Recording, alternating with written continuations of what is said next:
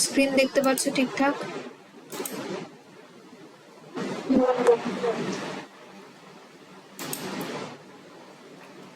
আজকে আমরা নতুন ইউনিট স্টার্ট করব, অ্যাপারেল স্টাডিজ।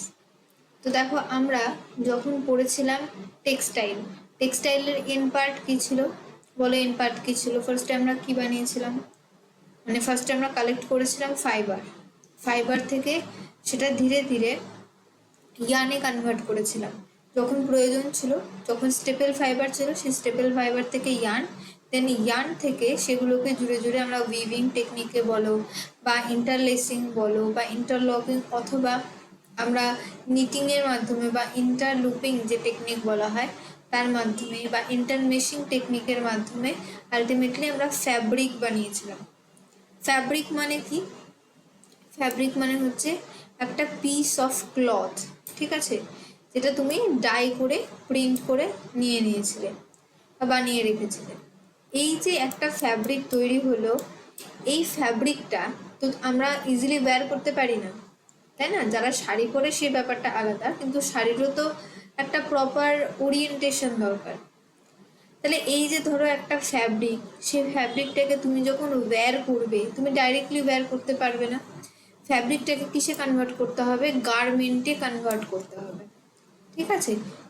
সেটাকে গার্মেন্টে কনভার্ট করতে হবে, যেটা তুমি আলটিমেটলি ওয়্যার করতে পারবে। সেটা শার্ট বলো, টি শার্ট বলো, এখানে কত রকম ছবিতে আমরা দেখতে পাচ্ছি, ট্রাউজার্স থেকে স্টার্ট করে একটা টপ থেকে স্টার্ট করে সমস্ত কিছু। অর্থাৎ একটা পিস অফ ফ্যাব্রিক যেটা নর্মাল ছিল, সেইটাকে তুমি কি করলে একটা প্রপার বডি মেজারমেন্ট অনুযায়ী যখন একটা গার্মেন্টে কনভার্ট করছো, এটা প্রপার ক্লোথসে তুমি কি করছো, সেটাকে কনভার্ট করে দিচ্ছ। সেটা শুধুমাত্র কিন্তু একটা কাপড়ের টুকরো হয়ে থেকে গেল না, ঠিক আছে? সেটা একটা আলটিমেটলি তুমি ইউটিলাইজ করতে পারছো, সেটাকে ওয়্যার করতে পারছো, তার একটা প্রপার ফাংশন রয়েছে। আচ্ছা, তো অ্যাপারেল স্টাডিতে কিন্তু আমরা সেটাই পড়ি, যে ফ্যাব্রিকটা যেটা তুমি বানালে তার আলটিমেট ফেট কি হলো, সেটা তুমি অ্যাপারেল স্টাডিসে পড়বে। দেখো, বলছে apparel study refers to the systematic study of clothing and garments. তাহলে তুমি গার্মেন্টস নিয়ে স্টাডি করছো, কীভাবে পড়া হচ্ছে, এবং ক্লদিং। এবারে ক্লদিং বলতে দেখো বোঝায়, আমরা বলবো যে ওভারঅল একটা, মানে তুমি কীরকম জামা কাপড় পরছো, ঠিক আছে, তোমার ওভারঅল ফ্যাশন সেন্স। তুমি ধরো একটা ট্র্যাডিশনাল শাড়ি পরেছো, তার সাথে তুমি একটা অদ্ভুত হেয়ার স্টাইল করে নিলে, যেটা একদমই যাচ্ছে না। তাহলে আমরা কি বলি না অনেক সময়, যে কারোর ফ্যাশন সেন্স ঠিক নেই। তাহলে একটা ক্লদিং বলতে কি বোঝায়? ক্লদিং বলতে বোঝায় হচ্ছে যে ওভারঅল একটা সমস্ত ড্রেস আপকে আমরা বুঝি, ঠিক আছে? মানে তুমি যখন একটা গার্মেন্ট ওয়্যার করছো, শুধু গার্মেন্টটাকে তুমি অ্যাজ আ ক্লোদিং বলবে না। তুমি ওগুলো গার্মেন্টটা পরেছো, তার সাথে তুমি যে হেয়ার স্টাইল করেছো, তুমি যদি কোনো জুয়েলারি ওয়্যার করে থাকো, তুমি কি জুতো পরেছো, সমস্তটা ওভারঅল একটা যে অ্যাপিয়ারেন্স ক্রিয়েট করছে।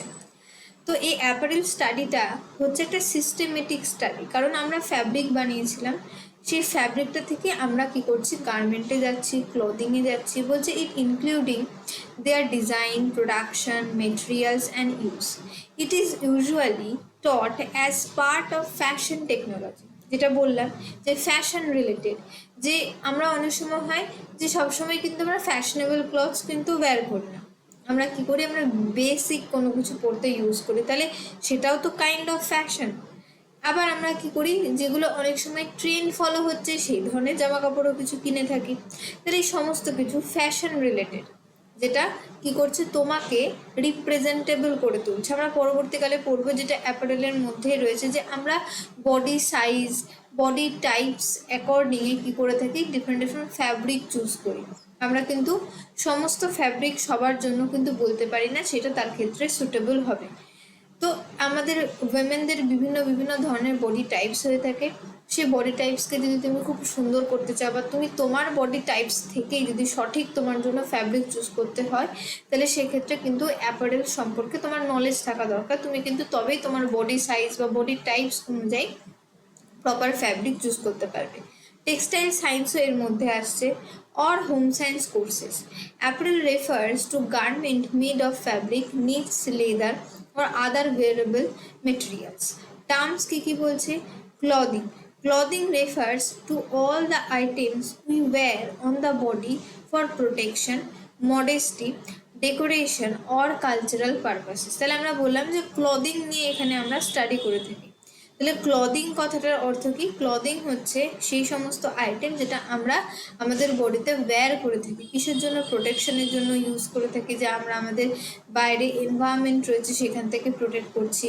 আমরা একটা সোসাইটিতে ভদ্র সভ্য সমাজে বসবাস করছি, তো অতএব আমরা আমাদের বডিকে প্রোটেক্ট করার জন্য কিন্তু জামা কাপড়, ক্লোথস কিন্তু এগুলো ওয়্যার করছি।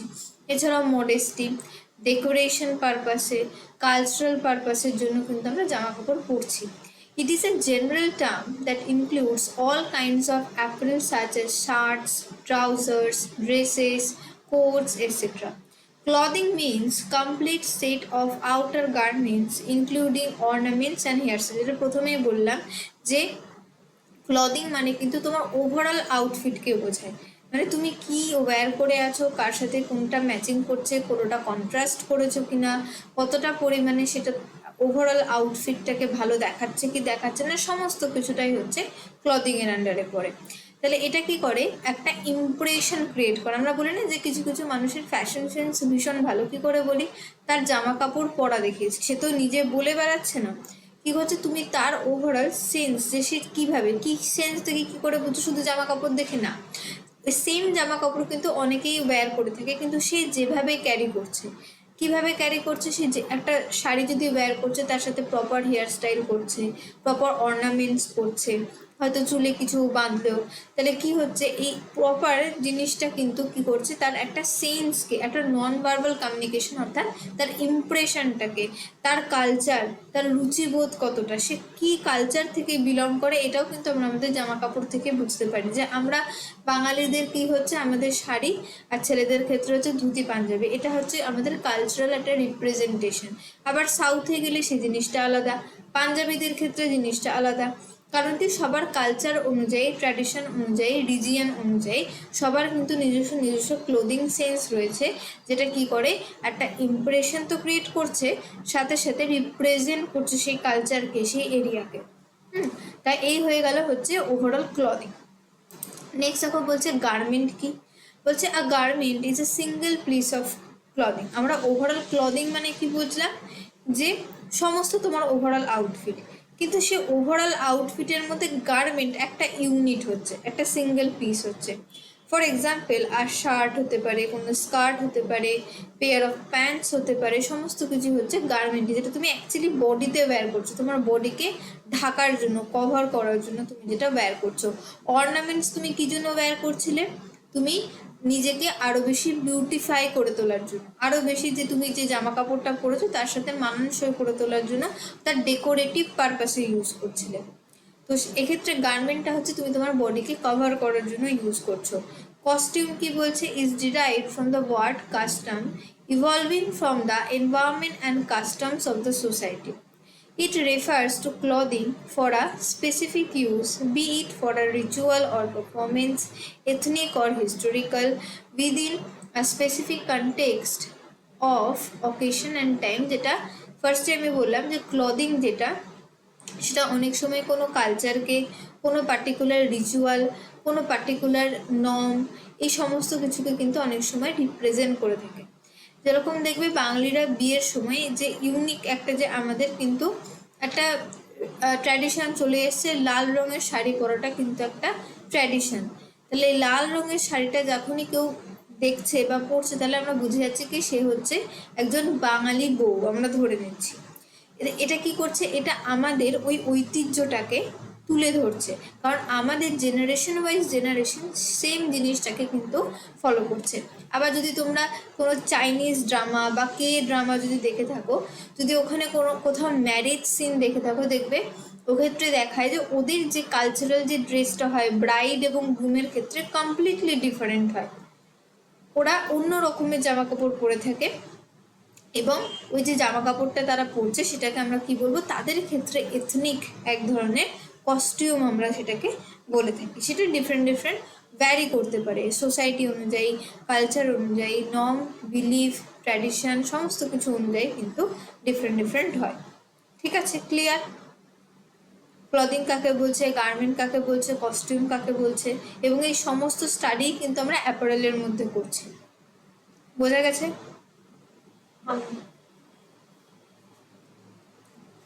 নেক্সট রয়েছে থিওরি অফ ক্লদিং। দেখো ফার্স্ট থিওরি রয়েছে কি, মডেস্টি থিওরি। কি বলছে, as a function of dress modesty is concerned with the concealing of oneself and the body. দেখো এই যে ক্লদিং এর যে আইডিয়াটা এসেছে যখন দেখো আমরা একদম যদি প্রথম প্রাচীন কালের কথা পড়ি, আমরা বইয়েও ইতিহাসেও পড়েছি যে প্রাচীন যুগে যখন আমরা আদিম মানুষ ছিলাম তখন কিন্তু আমরা নর্মাল থাকতাম, আমাদের পোশাকের কোনো কিন্তু একটা বাহার ছিল না, কারণ সবাই সেভাবেই থাকতো। ধীরে ধীরে যখন মানুষ আরও একটু কী হতে থাকলো, উন্নত হতে থাকলো, তারা কি করতে থাকলো, গাছের ডালপালা নিজেদের গায়ে জড়িয়ে কিন্তু তারা বাঁচতে থাকলো। এইভাবে ধীরে ধীরে যত টাইম গেছে, ইভলিউশন হয়েছে, তত নতুন নতুনভাবে মানুষের মধ্যে কি হয়েছে, নিজের বডি পার্টকে কভার করাটার যে প্রয়োজনীয়তা তারা বুঝেছে। কিসের জন্য? শুধুমাত্র এই লজ্জা, বা এটা তো আলাদা ঘটনা, শুধুমাত্র লজ্জা জিনিসটা নয়। আদিম যুগ যখন ছিল সেই সময় তো মানে লজ্জা বা ওই ব্যাপারটা ছিল না, ওরা এটা বুঝেছে যে এনভায়রনমেন্ট থেকে কিন্তু প্রোটেকশনটা ইম্পর্টেন্ট। আমি এটা শুধু মডেস্টি থিওরির জন্য বলছি না, আমি বলছি ওভারঅল যে আমাদের ক্লদিংয়ের একটা ইম্পর্টেন্ট জায়গা হচ্ছে এনভায়রনমেন্ট থেকে প্রোটেকশন। ওই সময় দরকার ছিল, কারণ কি, যদি তুমি নিজেকে কভার করে রাখো কি হয়, তারা আমরা একটা সময় শুনেছি, আমরা পড়েওছি যে আদিম মানুষরা জঙ্গলে বসবাস করতো। তাহলে কি হচ্ছে, যখনই কোনো বন্য জন্তু বা জানোয়ার যারা ভীষণ হিংস্র হতো, তুমি যদি নিজের গায়ে কোনো ধরো গাছের ডালপালা ছড়িয়ে যখন থাকছো, তার মানে কি তোমার ওই অলরেডি ওই জড়িবুটির একটা গন্ধে কিন্তু তারা কাছে আসতো না।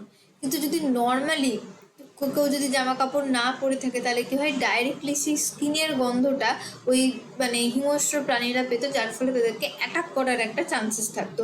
এছাড়াও ঠান্ডা বলো, রোদ বলো, ঝড় জল, এগুলো তো রয়েইছে। তাই এখান থেকেই ধীরে ধীরে কিন্তু ক্লদিংয়ের এই কনসেপ্টটা এসেছিল। তো এখানে এই মডেস্টি আমরা টোটাল 4টে থিওরি পড়বো। মডেস্টি থিওরিতে কি বলছে, it is concerned with the concealing of oneself and the body, অর্থাৎ বডিকে কনসিল করা, অর্থাৎ বডিকে কভার করা। আমরা জানি মেলদের বডিতেও বলো, ফিমেলদের বডিতেও বলো, আমাদের ওভারঅল যদি হিউম্যান বডি স্ট্রাকচার আমরা দেখি, আমাদের কিন্তু উভয়েরই প্রাইভেট পার্টস রয়েছে। তাহলে সেই পার্টগুলোকে ঢেকে রাখা, রিভিল যাতে না হয় সকলের কাছে, সেটাই হচ্ছে মডেস্টি থিওরির একটা মেন কনসেপ্ট বা concern. The word modesty comes from Latin word modestus, meaning keeping within the measure, অর্থাৎ তুমি তোমার বডি অ্যাকর্ডিংয়ে, সাইজ অ্যাকর্ডিংয়ে তুমি কি করছো, নিজের বডিতে সেরকম জামা কাপড় পরছো যেটা তোমাকে ঢেকে রাখছে, কনসিল করে রাখছে।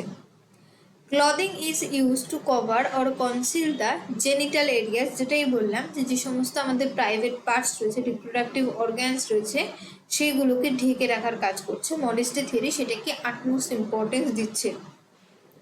Modesty is a way to overcome the feeling of shame associated with exposure of the body and therefore seeks its concealment through clothing. মডেস্টিতে কি বলা হচ্ছে, যে এক্ষেত্রে আমাদের যে প্রাইভেট পার্টস বা জেনিটাল এরিয়াগুলোকে আটমোস্ট ইম্পর্টেন্স দেওয়া হয়েছে, কারণ বলা হয়েছে যে এই জায়গাগুলোকে কভার করে রাখা দরকার, কারণ এইগুলো কভার করে রাখলেই আমাদের কি হবে, সোসাইটিতে আমরা নিজেদেরকে সঠিক একটা নিজের রেসপেক্ট বজায় করতে পারবো। আদারওয়াইজ কি হয়, সেই সিমলেস একটা ব্যাপার চলে আসে। তাহলে সেইটাকে ইম্পর্টেন্স দিয়ে সেটাকে ওভারকাম করার জন্য, যাতে নিজেরা নিজেদেরকে ওভারকাম করতে পারি, কনসিল করতে পারি, নিজেদেরকে প্রোটেক্ট করতে পারি, জেনিটাল এরিয়াগুলোকে ঢেকে রাখতে পারি, তার জন্য এই থিওরি কনসেপ্ট এসেছিল। এবং দেখতেই পাচ্ছ ছবিতে, দেখো যে ফিমেল রয়েছেন তার কিন্তু ওভারঅল বডি কিন্তু কভার করা, প্রয়োজনীয় অংশ যেগুলো মুখ বলো, হাত পা বলো, সেটুকু বাদ দিয়ে। তাহলে এইভাবে মডেস্টি থিওরি কিন্তু কি করছে, কভারিং করার কথা বলছে। নেক্সট থিওরি দেখো রয়েছে ইমমডেস্টি থিওরি। বোঝা যাচ্ছে মডেস্টি ইমমডেস্টি মানে modesty theory completely opposite. Also known as sexual attraction theory. কাকে বলছে, ইমমডেস্টি থিওরিকে। The immodesty theory recognizes the basic instinct of the human beings to arouse the sexual interest of the opposite sex and purposes that clothing is worn for this purpose. Perceptions about immodesty differ widely from community to community as well as from person to person. অর্থাৎ modesty ঠিক exactly opposite, যেখানে মডেস্টিতে বলা হচ্ছিল যে আমাদের উভয়কেই male female সকলের উচিত আমাদের যে জেনিটাল বা প্রাইভেট যে এরিয়াসগুলো রয়েছে, বডি পার্টসগুলো রয়েছে, সেগুলোকে কভার করে রাখা, যাতে কি হয় আমরা নিজেদেরকে প্রোটেক্টেড ফিল করতে পারি এবং সোসাইটিতে একটা রেসপেক্টেড একটা যেন ফিল হয়।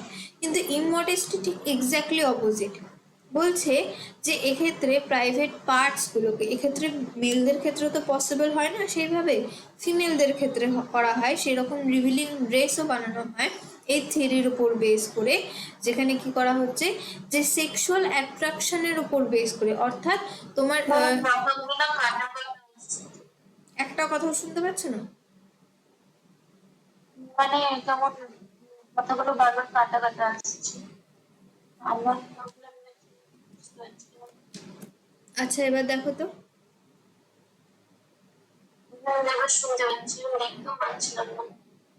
দেখতে পাচ্ছ না? আচ্ছা, তো এই যে ওভারঅল থিওরিটা বলছে, এই থিওরিতে কি হচ্ছে সেক্সুয়াল অ্যাট্রাকশনের জন্য প্রাইভেট পার্টস বা যে আমাদের জেনিটাল এরিয়াগুলো রয়েছে সেইগুলোকে কমপ্লিটলি কভার করার কথা বলা হয়নি। যে অপোজিট সেক্স অর্থাৎ মেল ফিমেলকে, ফিমেল মেলকে অ্যাট্রাকশন করার জন্য যে থিওরি বা থিওরির উপর বেস করে যেখানে জামা কাপড় বা ক্লদিং বানানো হয় সেইগুলোকে বলা হচ্ছে কি ইমমডেস্টি, বা সেই থিওরিকে বলা হচ্ছে ইমমডেস্টি থিওরি। আমরা দেখেছি এরকম ধরনের জামা কাপড় স্পেশালি আমরা দেখতে পাবো যে কোনো হলিউড বা বলিউড যে সমস্ত সিনেমাগুলো হয়ে থাকে এবং যে সমস্ত সেলিব্রিটি যারা হয়ে থাকে তারা মোস্টলি এই ধরনের জামা কাপড় বেশি ওয়্যার করে থাকেন এবং তারা তাদের বডি পার্টকে শো করছেন অপোজিট সেক্সকে অ্যাট্রাক্ট করার জন্য। তা এটা হচ্ছে ইমমডেস্টি থিওরি গেল। নেক্সট থিওরি দেখো রয়েছে adornment theory. বলছে the adornment theory emphasizes the fact that human beings began to adorn themselves. Adornment theory focuses on enhancing beauty and makes use of all elements and principles to enhance the aesthetic impact of appearance. ঠিক আছে, তাহলে অ্যাডর্নমেন্ট theory কিসের ওপর base করে গড়ে উঠেছে?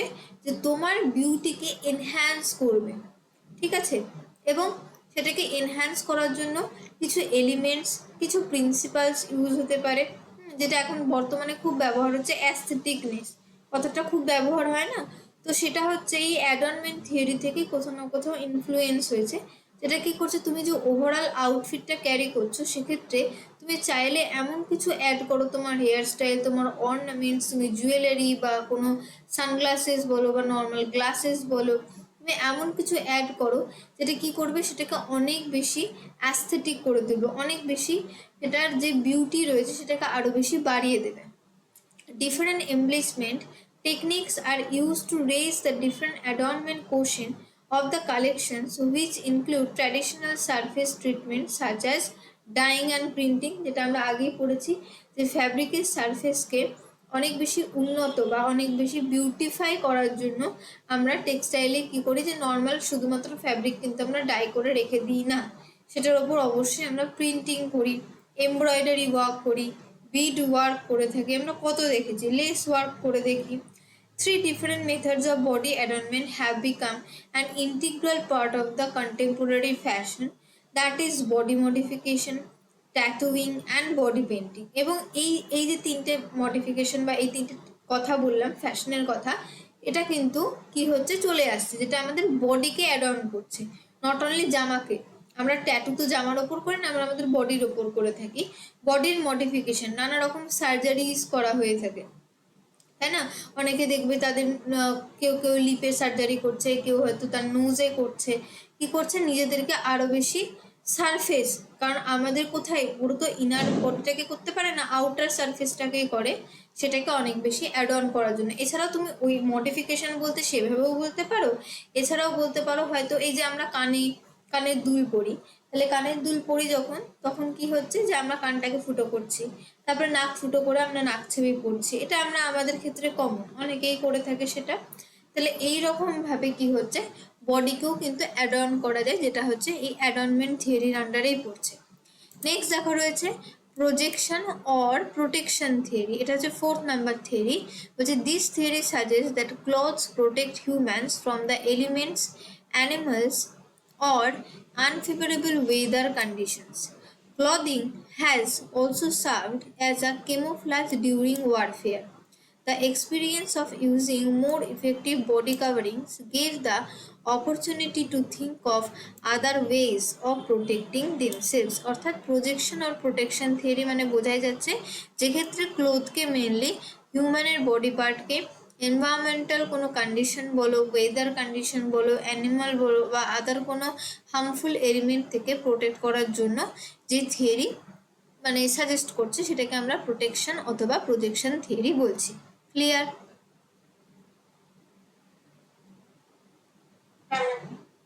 বুঝতে পেরেছো চারটে থিওরি কি কি? এটা হচ্ছে ওভারঅল চারটে থিওরি। অনেক সময় আইডেন্টিফাই করতে দেয় যে কোনটা কোনটা ক্লদিং এর থিওরি রয়েছে। মডেস্টি, ইমমডেস্টি, অ্যাডর্নমেন্ট আর একটা প্রজেকশন অথবা প্রোটেকশন থিওরি। নেক্সট রয়েছে যে ওভারঅল আমরা যে গার্মেন্ট নিয়ে আলোচনা করছি, যে একটা আমাদের কাছে টেক্সটাইলে এন্ড পার্টে আমরা কি পেলাম, পিস অফ ফ্যাব্রিক পেলাম, ডাই করা প্রিন্ট করা একটা ফ্যাব্রিক, কিন্তু সেই ফ্যাব্রিকটাকে ডাইরেক্টলি আমরা বেয়ার করতে পারছি না, সেটাকে কিসে কনভার্ট করতে হবে, গার্মেন্টে কনভার্ট করতে হবে। তাহলে ফ্যাব্রিক থেকে যখন তুমি গার্মেন্টে কনভার্ট করবে নিশ্চয়ই সেক্ষেত্রে কোনো প্রসেস দরকার, সেক্ষেত্রে কিছু ইকুইপমেন্টস বা টুল এর দরকার, যেটা তোমাকে কি করবে, সাহায্য করবে ওই ফ্যাব্রিক থেকে গার্মেন্টে তার কনভার্সনে। কি বলছে, elements of garment making is an introduction to the basic skill of sewing, which is essential to convert the design on paper into a garment. অর্থাৎ ধরো আমার কাছে দুটো পিস অফ ফ্যাব্রিক ছিল, এই দুটো পিস অফ ফ্যাব্রিককে আমি কি করব, একসাথে জুড়ে একটা জামা বানাবো। তাহলে 2 পিস অফ ফ্যাব্রিককে আমাকে কি করতে হবে, কখনো প্রয়োজন হলে আমি হয়তো এখান থেকে কেটে নিলাম, একটু এখান থেকে কেটে নিলাম, আবার এখান থেকে একটু কেটে নিলাম, এখান থেকে কাটলাম, নিয়ে দুটোকে জুড়লাম, জুড়ে একটা কি করলাম, একটা আমি এরকম হয়তো একটা মেয়েদের টপ বানালাম। তাহলে এইটা যে আমি বানাবো, তাহলে এটা একটা আমার গার্মেন্ট হলো। তাহলে কি হলো, এখান থেকে কাটছাটো করলাম, প্লাস আমি দুটোকে জুড়ে দিলাম এইভাবে, নিয়ে একটা গার্মেন্ট বানালাম। তো সেক্ষেত্রে মেন ইম্পর্টেন্ট থিং কি হয়ে গেল, সিউইং। অর্থাৎ তুমি পিস অফ ফ্যাব্রিককে তুমি কেটে তোমার বডি মেজারমেন্ট অনুযায়ী তুমি সিউ করবে, সেলাই করবে, স্টিচ করবে, করেই কিন্তু তুমি একটা according to your required design তুমি একটা কিন্তু গার্মেন্টে কনভার্ট করছো। তো এটাই হচ্ছে বেসিক অ্যাপারেলের স্টাডি, মানে তুমি এখান থেকে স্টার্ট করছো অ্যাপারেল পড়া। বলছে converting fabrics into a stitched garment. Sewing can be defined as a craft of attaching or fastening fabrics or other materials with help of needle or thread. আমরা তো তাই জানি সেলাই আমরা কি করে থাকি, নিডল নিই অর্থাৎ সূচ নিই, তার সাথে সুতো নিই, নিয়ে আইদার আমরা ম্যানুয়ালি করি, হাতে করি, অথবা যখন হিউজ প্রোডাকশন হয় তখন সেটা হাতে করা সম্ভব নয়, সেটা আমাদের মেশিনের, সেলাই মেশিনের দরকার হয়ে থাকে, যেটার সাহায্যে কিন্তু আমরা কি করছি, গার্মেন্ট প্রোডাকশন করছি। ঠিক আছে, নেক্সট আমরা এবার কি পড়বো, এই সেলাই মেশিনের বিভিন্ন পার্টস নিয়ে কিন্তু আমরা আলোচনা করব। আগে বলো এতটুকু ক্লিয়ার হয়েছে কিনা, শুনতে পাচ্ছ, দেখতে পাচ্ছ কিনা ঠিকঠাক? আচ্ছা, তো আমরা এবার কি করব, সিউইং মেশিনের যে ওভারঅল ডিফারেন্ট পার্টস রয়েছে সেটা ভীষণ ইম্পর্টেন্ট এক্সামের জন্য। তো এই পার্টসগুলো নিয়ে আমরা আলোচনা করব। প্রথম দেখো রয়েছে কি, আর্ম। বলছে the horizontal head part handles upper thread. বলে রাখি যে এই যে একটা সিউইং মেশিন দেখতে পাচ্ছ, এই সিউইং মেশিনের এখান থেকে এতটা পর্যন্ত পার্টকে আমরা কি বলবো, হেড পার্ট।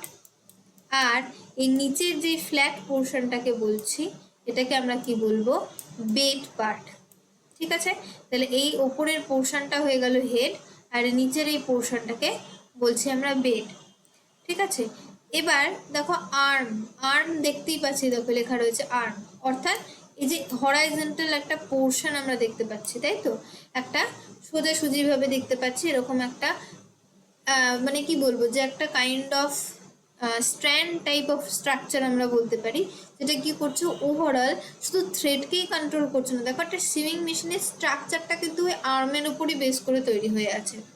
তাহলে এটা হেড পার্টে রয়েছে আর্মটা, এই যে থ্রেড রয়েছে আপার থ্রেড, উপরের দিকে যে যত সমস্ত থ্রেড ইউজ হবে সেগুলোকে আমরা আপার থ্রেড বলবো। বেড প্লেটের কাছে যত থ্রেড ইউজ হবে সেগুলোকে আমরা লোয়ার থ্রেড বলবো। তাহলে আপার থ্রেডকে কন্ট্রোল কে করে থাকে আর্ম পোর্শন, এবং এটা হেড পার্টে কিন্তু প্রেজেন্ট থাকে। দেখো সেটা লেখা রয়েছে, the horizontal head part handles the upper thread. Next দেখো রয়েছে বেড পোর্শন। বেড মানে বললাম এই যে হেডের নিচে এই যে ফ্ল্যাট পোর্শন যেটা রয়েছে, যেটা তুমি দেখতে পাচ্ছ চারটা মতো পোর্শন নিচের দিকে, এই সমস্ত পোর্শনটাকে আমরা কি বলবো, বেড পোর্শন, অর্থাৎ lower portion of the machine, the lower part of the machine that handles the lower thread. তাহলে এখানে ক্লিয়ার হয়ে গেল যে বেড পার্ট যেটা রয়েছে সেখানে যত রকম থ্রেড থাকবে সেগুলোকে আমরা লোয়ার থ্রেড বলবো। তাহলে আর্ম কি করছে, আপার থ্রেডকে কন্ট্রোল করছে যেহেতু ওটা হেড পার্টে রয়েছে, আর বেড পার্টে রয়েছে বেড পোর্শন, বোঝাই যাচ্ছে, অতএব এটা লোয়ার থ্রেডকে কন্ট্রোল করছে এবং মেশিনের লোয়ার পার্টে প্রেজেন্ট রয়েছে। নেক্সট দেখা রয়েছে কি ববিন, ছবিতেই দেখতে পাচ্ছ ববিন, এগুলোকে আমরা কি বলি, ববিন বলি। বলছে স্মল মেটাল স্পুল, এটা তোমরা দেখেওছো বাড়িতে, that holds the lower thread supply. তাহলে এইগুলোর মধ্যেই কি করা থাকে, সুতো জড়ানো থাকে, ঠিক আছে, বলে না যে রিলের মধ্যে সুতোগুলোকে জড়িয়ে জড়িয়ে ববিনের মধ্যে আটকে দিতে বলে। তাহলে এই ববিনের মধ্যে এইগুলোকে আমরা কি বলি, ববিন। এই চারটে দেখতে পাচ্ছ, এগুলোকে আমরা কি বলবো, ববিন বলবো। এর মধ্যে সুতো রাখা হয়ে থাকে, ঠিক আছে। তাহলে লোয়ার থ্রেডকে যে মেটাল স্পুলের মধ্যে আটকানো হয়ে থাকে সেটাকে আমরা ববিন বলছি। নেক্সট দেখো বলছে bobbin case, the metal case that holds the bobbin and controls the pressure on the lower thread, তাকে আমরা কি বলছি, ববিন কেস। আর এই ববিনগুলো কোথায় সেট করা হয়, এরকম ববিন কেসের মধ্যে। এটাও তাহলে কোথায় সেট করা হবে, বেড পোর্শনে, কারণ লোয়ার থ্রেড বোঝাই যাচ্ছে মেশিনের নিচের পোর্শনেই কিন্তু এটাকে কি করা হবে, সেট করা হবে, এবং ববিন কেসের মধ্যে ববিনগুলোকে রাখা হচ্ছে আর ববিনের মধ্যে লোয়ার থ্রেড রাখা হচ্ছে। নেক্সট দেখো রয়েছে ববিন বাইন্ডার। ববিন বাইন্ডার বলছে it is placed on the right side of the hand wheel that winds the thread of the bobbin. এই ববিন উইন্ডারটা কি থেকে থাকে, এই হেড পোর্শনে প্রেজেন্ট থেকে থাকে, কারণ নিচে ববিন যতই সেট করা হোক না কেন, ওভারঅল ওয়াইন্ডার, এই ওয়াইন্ড মানে একটি হ্যান্ড হুইলের মতনই দেখতে হয়ে থাকে, ওভারঅল কন্ট্রোল করছে জাস্ট, সেটাকে আমরা কি বলছি, যে ববিন ওয়াইন্ডার। নেক্সট দেখো রয়েছে ফিড ডগ, ভীষণ important, bed part of the machine. এই যে আমরা দেখতে পাচ্ছি, এই যে এইটাকে আমরা কি বলবো, এইটাকে বলবো আমরা ফিড ডগ। কোথায় প্রেজেন্ট রয়েছে, এটা কিন্তু সেলাই মেশিনের নিচে, এই যে এইখানে প্রেজেন্ট থাকে, দেখতে পাচ্ছ ফিড ডগ, এই যে লেখা রয়েছে, এটা কিন্তু হেড পোর্শন নয়, ছবিটা দেখলেই বুঝতে পারবে কে কোথায় প্রেজেন্ট রয়েছে। তাহলে বেড পার্টে প্রেজেন্ট থাকছে। হ্যাজ সেরেটেড এজেস, কিরকম রয়েছে, খোঁচা খোঁচা খোঁচা খোঁচা দাঁতের মতন অংশ রয়েছে না, এই যে এটাকে সেরেটেড এজেস বলা হয়ে থাকে, ঠিক আছে। Helps to forward fabric during sewing after each and every stitch, অর্থাৎ আমরা যে কাপড়টাকে রেখে সেলাইটা করব, তাহলে সেলাই করার পর ধরো আমি একটা ওভারঅল এত বড় একটা ফ্যাব্রিককে আমি সেলাই করব, তাহলে এত বড় ফ্যাব্রিকটাই সেলাই করতে গেলে অনেক সময় হয় যে আমি একই জায়গায় বারবার সেলাই করছি, জায়গাটা ছিঁড়ে গেল।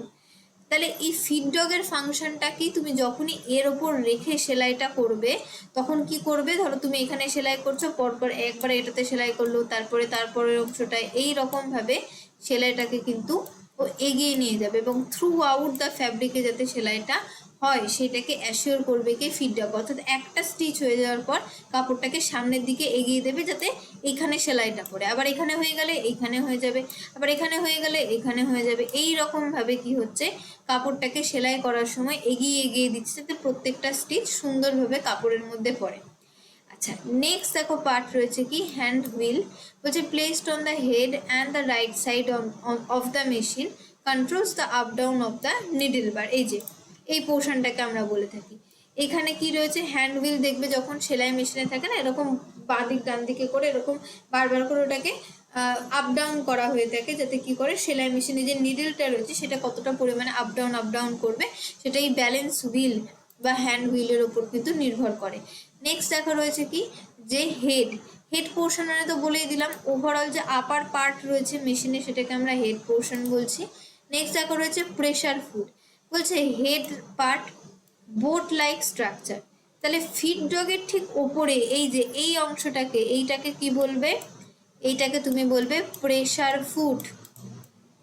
কোথায় প্রেজেন্ট রয়েছে, এটা কিন্তু প্রেজেন্ট রয়েছে মেশিনের ওপরের দিকে, ঠিক আছে, দেখতেই পাচ্ছ হেড পার্টের সঙ্গে যুক্ত, আর ফিড ডগটা বেড পার্টের সঙ্গে যুক্ত। এই ওভারঅল মেশিনটা দেখো, এই প্রেশার ফুট কিন্তু কি রয়েছে, যে হেড পার্টে রয়েছে।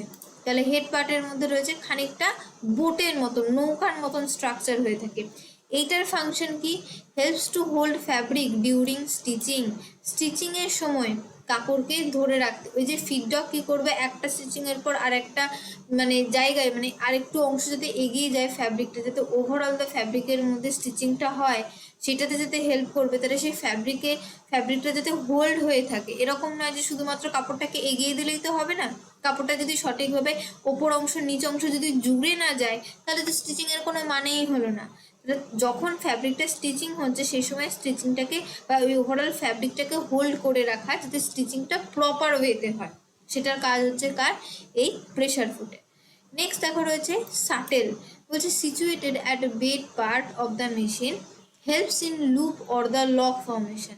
শাটেল হচ্ছে এই অংশটা, এটাকে আমরা শাটেল বা অসিলেটিং হুকও বলে থাকি। এর মধ্যে এই যে দেখলাম না ববিন কেস, এই ববিন কেসটাকে এর মধ্যে সেট করা হয়ে থাকে, লোয়ার থ্রেড সাপ্লাই করছে এবং কি করছে, ওপর থেকে ধরো সুতো আসছে, নিচ থেকে ধরো সুতো যাচ্ছে, নিয়ে ওরা কি করছে, লক ফর্মেশন করছে। আমরা যেরকম উইভিংয়ে পড়েছিলাম না ইন্টারলকিং, এরকমভাবে লক ওরা ফর্মেশন করছে, একটা প্রপার স্টিচ ওরা ফর্মেশন করতে হেল্প করছে। এটা হয়ে গেল হচ্ছে অসিলেটিং হুক বা শাটেলের কাজ। নেক্সট দেখো রয়েছে কি টেনশন রেগুলেটর, বলছে controls pressure on the upper thread and maintain the quality of the stitch. তাহলে এখানে টেনশন রেগুলেটর যেটা থেকে থাকে সেটা কি করছে, আলটিমেটলি হেল্প করছে। এই যে টেনশন ডিস্ক বলো, এখানে ধরো টেনশন স্প্রিং রয়েছে, এই কাইন্ড অফ, এটা যেটা হেড পার্টে কিন্তু প্রেজেন্ট রয়েছে, এটা কি করে থাকে, ওভারঅল আমাদের হেল্প করছে। যখন আপার থ্রেডটা আসছে, আপার থ্রেডটা যেন সঠিকভাবে তার প্রেশারটা থাকে, খুব লুজ হয়ে গেলেও কিন্তু স্টিচিং ভালো হবে না, আর যদি খুব টাইট হয়ে যায় আপার থ্রেডটা, তাহলে খুব টেনে টেনে স্টিচ করবে। যখনই কাপড়টাকে তুমি কাচবে তখনই দেখবে সেটা অতিরিক্ত পরিমাণে কিন্তু রিল্যাক্স হয়ে গিয়ে স্ট্রিঙ্ক হয়ে যাবে, তাহলে সেটাও কিন্তু গুড কোয়ালিটির স্টিচিং দিল না। তাহলে কি, যাতে ওই যে টেনশনটা, একটা প্রেশারটা যাতে কন্ট্রোলে থাকে, সেটা টেনশন রেগুলেটর মেনটেন করছে। নেক্সট দেখো রয়েছে থ্রেড টেক আপ লিভার, বলছে upper part of the regulator has a hole, thread passes into the hole and helps in tightening the loops or the lock।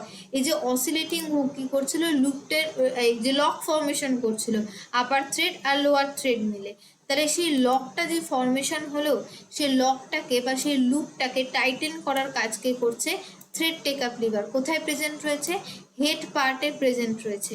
এই যে আপার থ্রেডটা আসছে একটা হোলের মধ্যে দিয়ে যাচ্ছে এবং আলটিমেটলি লক বা লুপ যেটা ফর্ম করছে অসিলেটিং হুক, সেটা কি করছে, সেটার মধ্যে যাতে একটা টাইটেনিং ব্যাপার থাকে।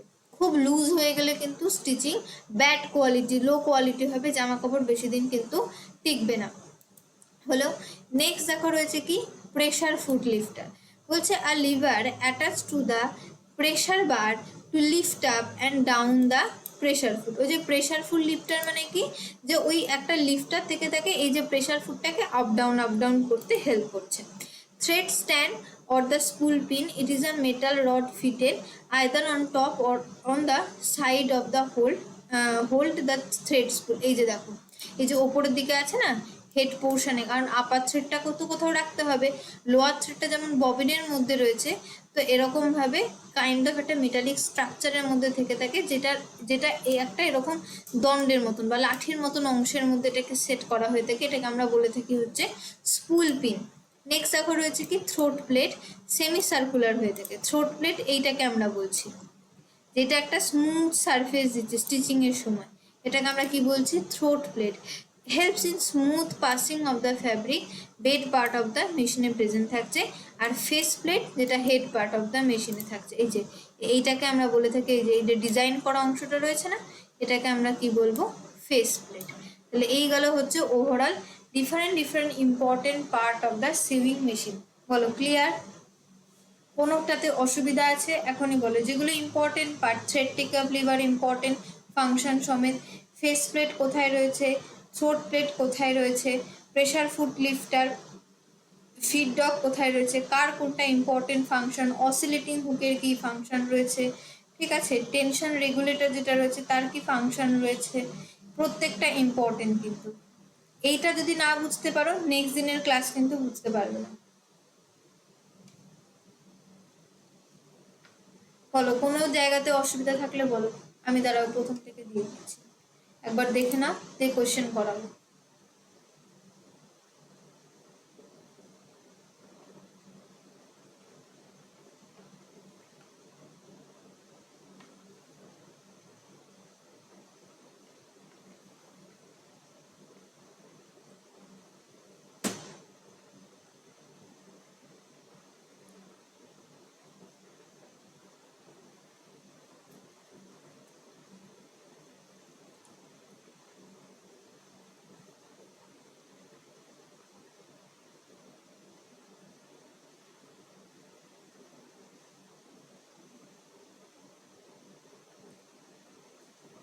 হয়েছে এই পেজটা?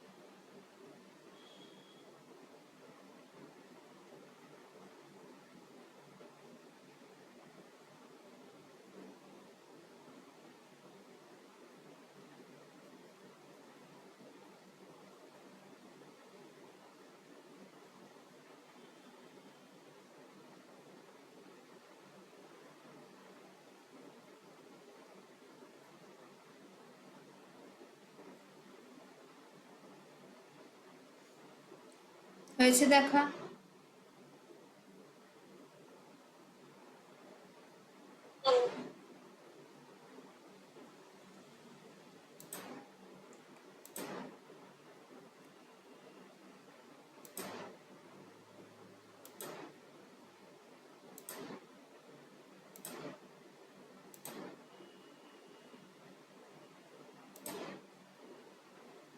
দেখো দেখতে পাচ্ছ?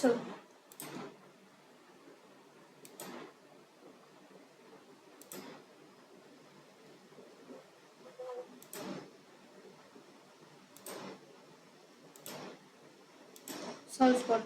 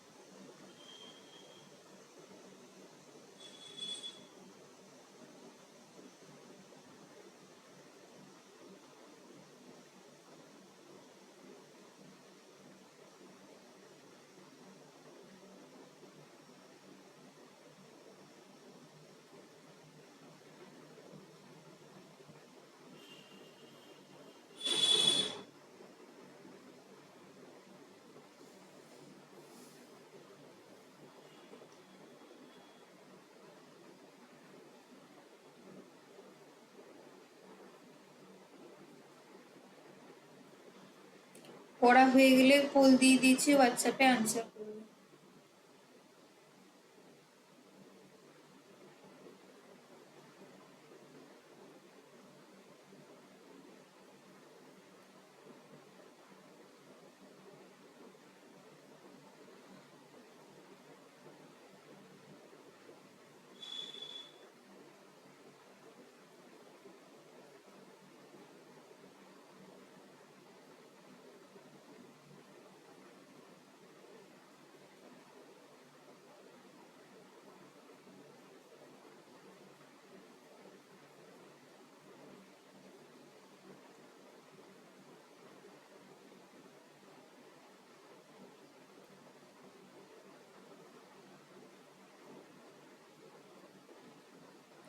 দেখো বলেছে অ্যাসারশনে কি, poverty is a basic cause of under nutrition in the children. হ্যাঁ, পভার্টি হচ্ছে যে ওভারঅল তুমি যদি স্টাডি করো যে চিলড্রেনদের ক্ষেত্রে আন্ডার নিউট্রিশন একটা ইম্পর্টেন্ট, মানে আমরা দেখতেই পাচ্ছি।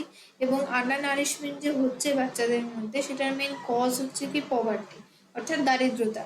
তো এটার রিজনটা কি বলছে, কারণ পভার্টি কেন আন্ডার নিউট্রিশন কজ করছে, বলছে পভার্টি কি কি কন্ট্রিবিউট করছে, বলছে poverty contributes to under nutrition by adversely influencing food and nutrition security. কারণ যখনই মানুষ পুয়ার এই হয়ে যাবে, পভার্টি থেকে বিলং করবে, তার মানে কি তারা তাদের যতটুকু তাদের শরীরের ক্ষেত্রে দরকার, যে ধরনের ফুড বলো নারিশমেন্ট বলো, সেটা কিন্তু তারা পাচ্ছে না, সেই সিকিউরিটিটা তারা পাচ্ছে না ডেলিকার ডেলি। হাউজিং তাদের নেই, সঠিক একটা লিভিং এনভায়রনমেন্ট তাদের নেই, একটা হেলথ অ্যান্ড হাইজিনের প্রবলেম কিন্তু আমরা লক্ষ্য করতে পারছি। যার ফলে আমরা বলতে পারছি কি যে এটা এক্স্যাক্টলি হচ্ছে বোথ আর কারেক্ট, এবং রিজনটা কি হচ্ছে যে প্রপারলি আমরা বলতে পারি যে এর কারেক্ট এক্সপ্লেনেশন করছে। ওর জন্য অপশন নাম্বার 1টা হচ্ছে ঠিক। চলো নেক্সট কোশ্চেন।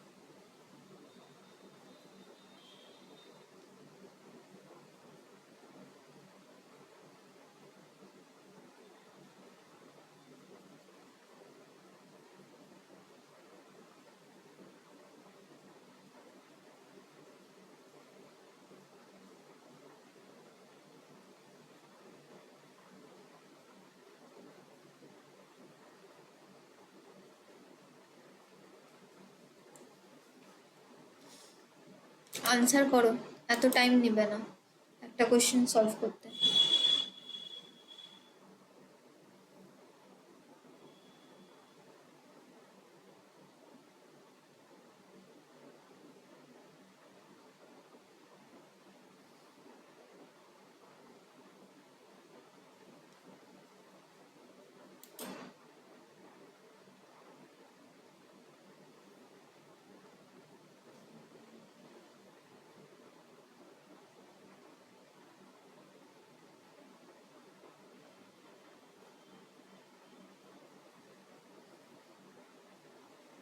বলছে দেখো, when dispersed dyes are applied to polyesters at low temperatures, carriers are required to bring about penetration of the dye molecules into the fiber. আমরা কি বলেছিলাম, ডিসপার্স ডাই কি হচ্ছে, এক ধরনের ডাই যেই ডাইটার ক্ষেত্রে কোনো রকম কোনো ওয়াটার বাথ লাগে না, সেটা কি করতে পারে, সাবলাইম করতে পারে। সাবলাইম মানে কি, যেটা ডাইরেক্টলি তার সলিড যে স্টেট রয়েছে সেইখান থেকে ডাইরেক্টলি গ্যাসিয়াস স্টেট অর্থাৎ ভেপারাইজ হয়ে যাচ্ছে, মাঝের যে লিকুইড স্টেটটা সেটার কোনো প্রয়োজন পড়ছে না, তাহলে লিকুইডের দরকার হচ্ছে না, অথচ যেটা সলিড থেকে ডাইরেক্টলি গ্যাসে চলে যেতে পারছে। তাহলে এই ক্ষেত্রে কি হচ্ছে, হাই একটা টেম্পারেচারের কিন্তু প্রয়োজন পড়ছে, যার ফলে কিন্তু এটা ডাইরেক্টলি ভেপারাইজ হয়ে যাচ্ছে। কিন্তু যদি ধরো এই যে তুমি সাবলাইম করছিলে, তাহলে কি বললাম বারবার হাই টেম্পারেচার দরকার, তবেই কিন্তু এটা পসিবল। যদি তুমি হাই টেম্পারেচার না দাও, যদি লো টেম্পারেচার দাও, তাহলে অবভিয়াসলি কিসের দরকার, ক্যারিয়ারের দরকার পড়বে, যেটা কি করবে ফার্দার তোমার ওই ফাইবারকে বলো বা কোনো ফ্যাব্রিককে বলো ডাই করবে। তার জন্য এটাই লিখেছে, যখন তুমি লো টেম্পারেচারে ডিসপার্স ডাইকে ইউজ করবে তখন কালারটার পেনিট্রেশনের জন্য কি দরকার, ক্যারিয়ারের দরকার পড়বে। নেক্সট রিজনে কি বলছে, high pressure and high temperature eliminates the need for carrier. Obviously যদি হাই প্রেশার হাই টেম্পারেচার থাকে তবেই তুমি কি করতে পারছো, যে ক্যারিয়ারের দরকার পড়ছে না। তাহলে এই জন্যই বলছে both are true and R is the correct explanation of the A. Next,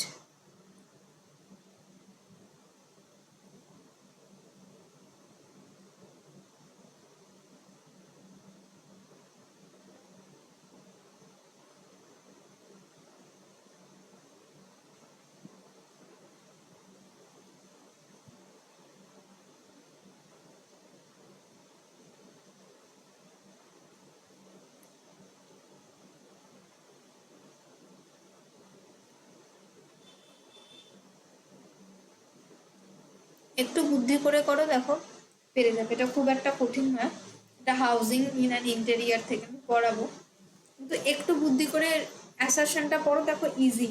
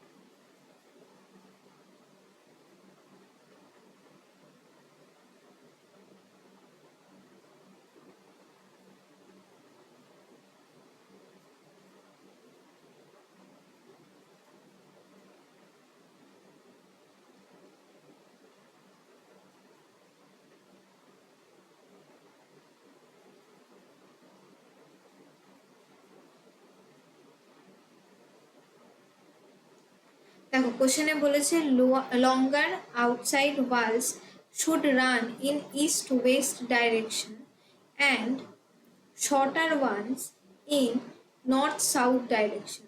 অর্থাৎ আমরা এটা দেখে থাকি যে বলছে কি, যে ইস্ট ওয়েস্ট ডাইরেকশনের দিকে তোমাকে লং রাখতে আউটসাইড ওয়ালকে, আর শর্ট করতে বলছে কোথায়, নর্থ সাউথ ডাইরেকশনে। রিজনে কি বলছে, this causes minimum wall area to expose to direct sun rays and thus cause less absorption and radiation. তুমি যদি তোমার আউটসাইড এরিয়াকে সেখানে যদি প্রচুর পরিমাণে লং বা একটা হাই কোটেশন দিয়ে দাও ইস্ট ওয়েস্ট ডাইরেকশনে, তাহলে তো সানলাইটটা পড়ছে না, সানলাইটটা যদি না পড়ে খুব কম এক্সপোজ হবে তোমার ঘরটা বা বাড়িটা বা দেওয়ালটা, তাহলে কি হচ্ছে, অতিরিক্ত পরিমাণে কিন্তু হিট হবে না, ঘরগুলো কিন্তু ঠান্ডা থাকবে। ওই জন্য দেখবে আগেকার দিনে বাড়ি যেগুলো হতো, যেগুলো চুন সুরকির হতো, সেখানে অনেক বড় বড় মানে চওড়া চওড়া দেওয়াল হতো, যার জন্য হিটটা অ্যাবজর্ব হতো না, ঘর অব্দি এসে পৌঁছাতো না, হয়তো বাড়ির বাইরেটা গরম হতো কিন্তু ভিতরটা কি হয়ে যেত, ঠান্ডা হয়ে থাকতো।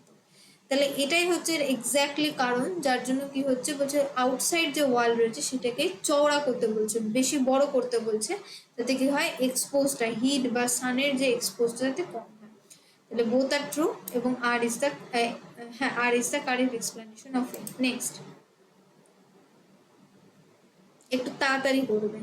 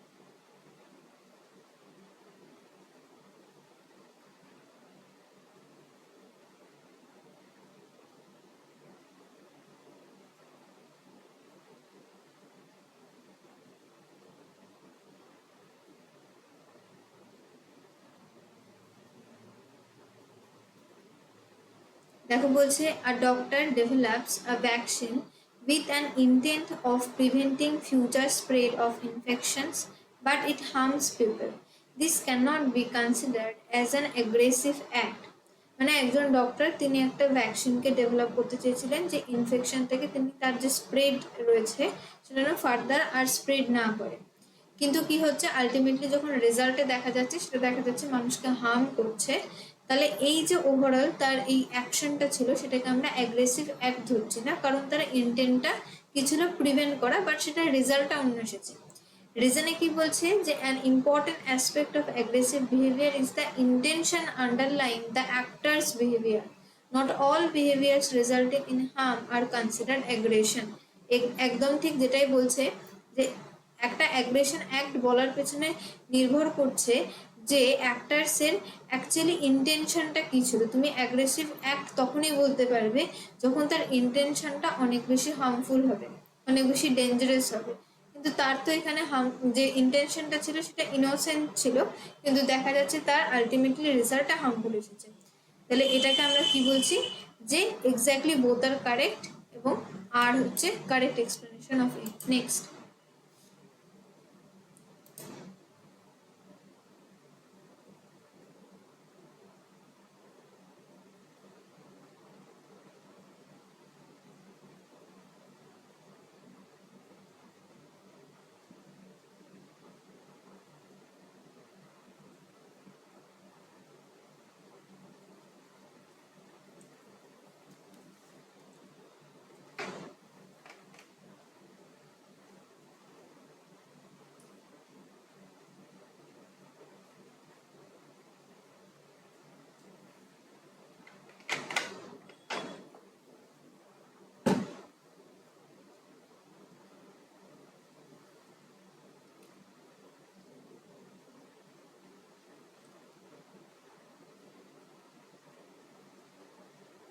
এটা কিন্তু আমি রিসেন্টলি পড়িয়েছি তোমাদেরকে কমিউনিকেশনে।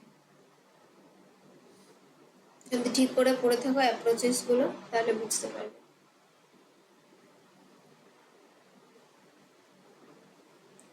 বলছে public service advertising and development advertising serve development purposes. অবশ্যই, কারণ এগুলো কি করে, এগুলোর মেন উদ্দেশ্য কিন্তু ডেভেলপমেন্ট করা, পাবলিক সার্ভিস সেটাকে আপলিফট করা, ডেভেলপমেন্টকে আরো এগিয়ে নিয়ে যাওয়া। স্টেটমেন্ট টুতে কি বলছে, they sell products and services but not ideas and messages. না, কখনোই না, তাদের মেন উদ্দেশ্য কখনোই এটা নয় তারা প্রোডাক্ট বা সার্ভিসেসটাকে জাস্ট সেল করে চলে আসবে, আইডিয়া বা মেসেজটাকে না। ডেভেলপমেন্ট তখনই সম্ভব যখন তুমি তার মাধ্যমে বা কোনো একটা প্রোডাক্ট সেল করার মাধ্যমে হোক, সার্ভিস সেল করার মাধ্যমেই হোক না কেন, তুমি একটা প্রপার গুড আইডিয়া দিতে চাইছো, গুড মেসেজ দিতে চাইছো, একটা প্রপার গুড হ্যাবিট তুমি তাদের মধ্যে গড়ে তুলতে চাইছো, টার্গেটেড যাকে অডিয়েন্স ধরে রেখেছো তাকে।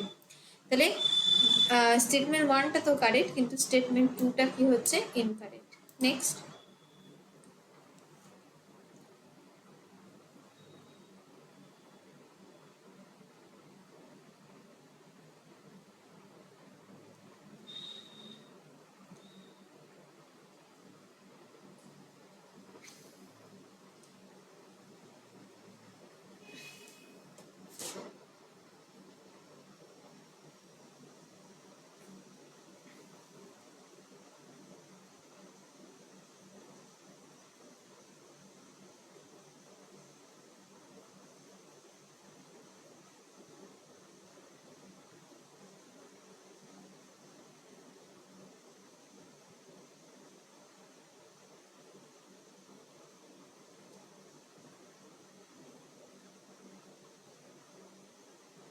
বলছে repeated measures ANOVA permits the researcher to determine the significance of mean differences on the same subjects over repeated trials। হ্যাঁ, দেখো বলেই দিচ্ছে repeated measures ANOVA, এটা হচ্ছে কাইন্ড অফ টেস্ট আমরা বলে থাকি। রিসার্চার তিনি কি করে থাকেন, এই ধরনের টেস্ট তিনি অ্যাপ্লাই করছেন কি করার জন্য, ডিটারমাইন করার জন্য যে মিন ডিফারেন্স কতটা আসছে, ঠিক আছে, বা মিন ডিফারেন্সের সিগনিফিক্যান্স বা ইম্পর্টেন্স কি আসছে।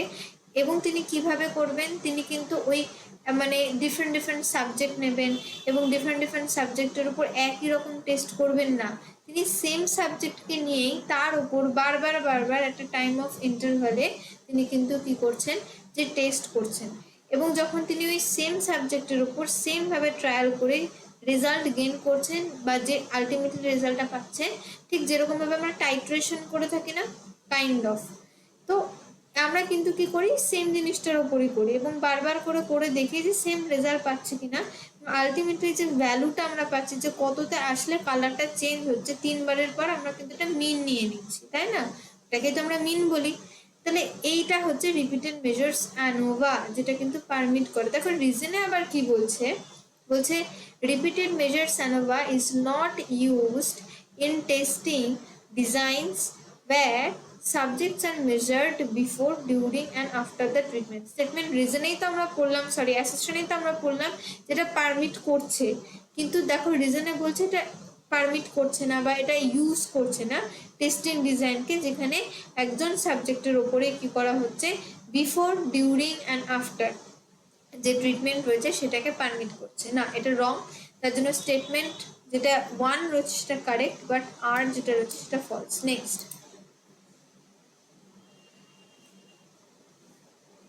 তারা একটু জুম করে দিই।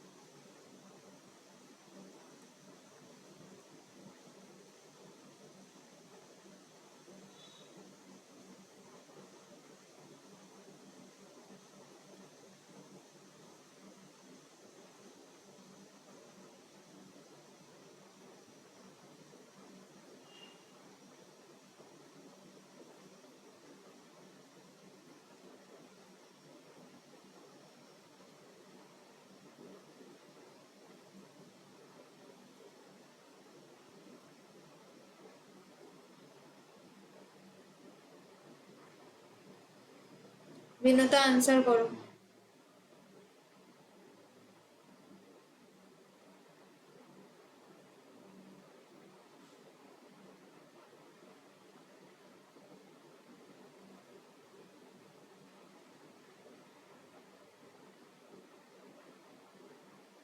দেখো এখানে calcium, magnesium, iron, zinc.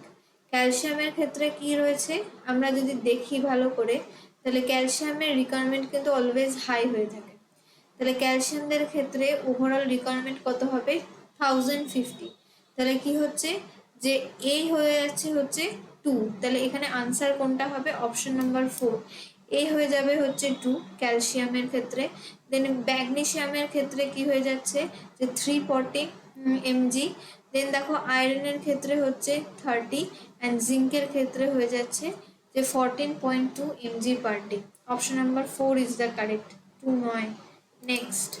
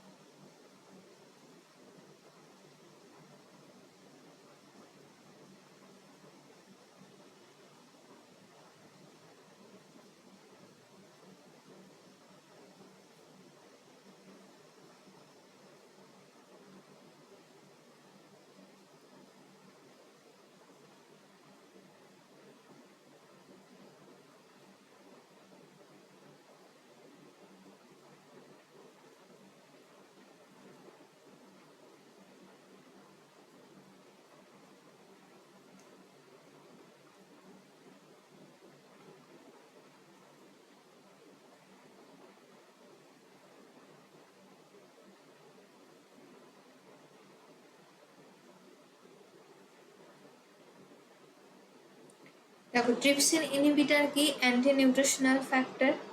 মোনোসোডিয়াম glutamate কি? Flavour enhancer. টোকোফেরল কি? অ্যান্টিঅক্সিডেন্ট। আর ইয়োগার্ট কি? প্রোবায়োটিক। তাহলে অপশন নাম্বার 3 হচ্ছে কারেক্ট। নেক্সট,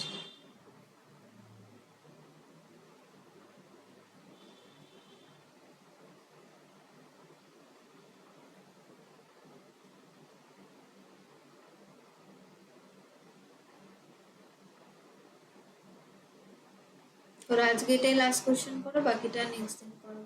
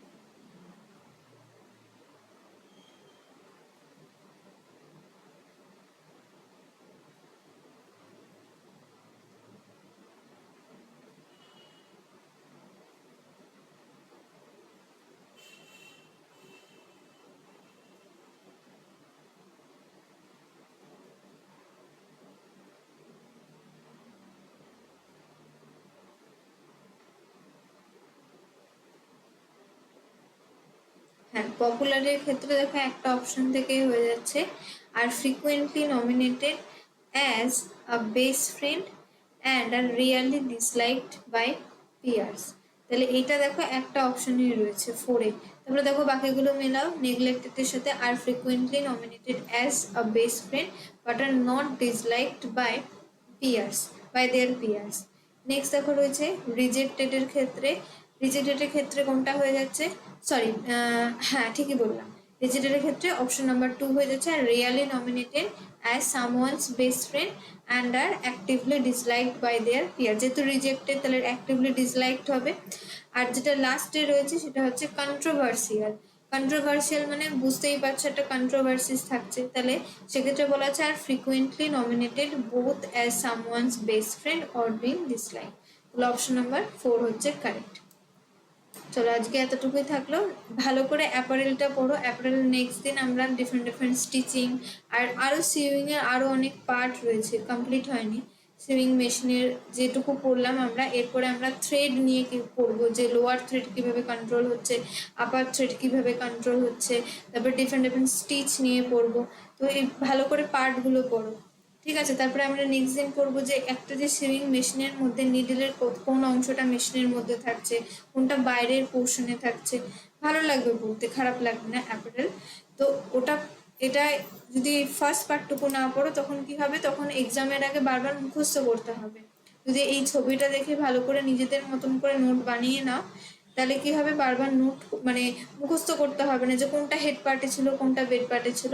নিজের মতন করে নোট বানিয়ে নেবে, ঠিক যেরকম টেক্সটাইলে পড়েছিলে।